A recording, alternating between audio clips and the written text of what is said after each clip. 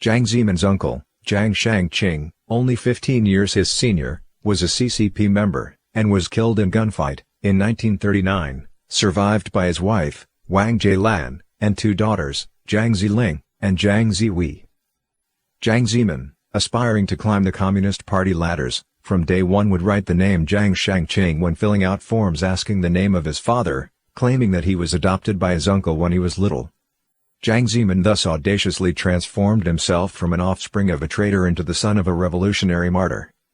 Then he began visiting his aunt from time to time. Never did he visit with empty hands, however. Jiang Zemin always brought gifts, pleasantly surprising both mother and daughters. People have feelings, and as such, are naturally prone to feigning naivety, while others might wish it.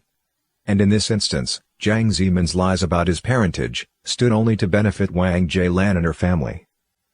A martyr's family background alone would benefit him little. He needed the patronage of certain high-ranking officials, in order to advance further, politically. It's for this reason that Jiang Zemin began to seek out senior communists affiliated, in the past, with Jiang Shangqing. Jiang Zemin was thrilled to learn that Vice Premier of the State Council, Zhang Yiping, was his uncle's friend, and discovered that Zhang Yiping loved calligraphy. He came up with an idea that would cater to Zhang Yiping's likes. Once, at the end of a meeting, Zhang Yiping heard someone called from behind, "Vice Premier Jiang." He turned and discovered that it's Jiang Zemin, the Deputy Director of China's Import and Export Commission.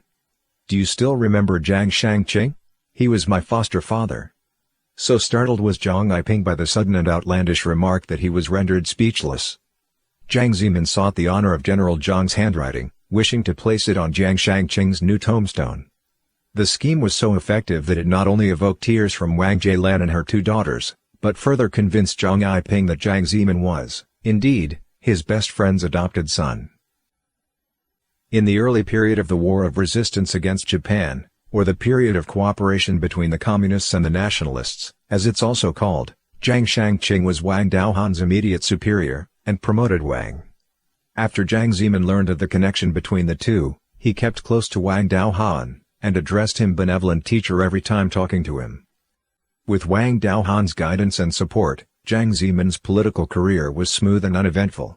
And yet, after he gained the supreme power in China, he traveled to Shanghai to see all of his patrons, except for Wang Daohan. For this, he was harshly rebuked in Shanghai as a mean fish with no conscience.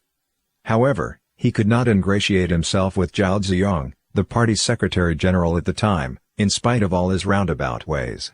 Then he attempted to get to know Zhao's secretaries. General Hong Shuiji, a former military leader, was from Anhui province. Jiang Zemin let it be known to Hong Shuiji that he himself, too, was from Anhui, and hence shared the same hometown. Tailoring his words however stand to benefit him as the hallmark of Jiang Zemin's political life. Jiang Ziwei said, after her father, Jiang Shangqing, died, "Our family had little to eat, sometimes had no food at all." Jiang Shangqing died as a communist bandit. The last thing Jiang Shijun wanted was any involvement with the communist bandit's family. How could he instead offer to send his son to a dead communist for adoption? Jiang Zemin was both the eldest son and the eldest grandson in the Jiang family.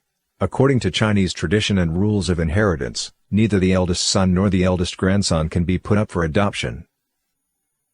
When the team of writers, appointed by Jiang Zemin, found inconsistencies in his family background, a panicked Jiang Zemin compensated by using his political power to convince the public that he had been adopted by his martyred uncle, Jiang Shangqing, at the age of 13.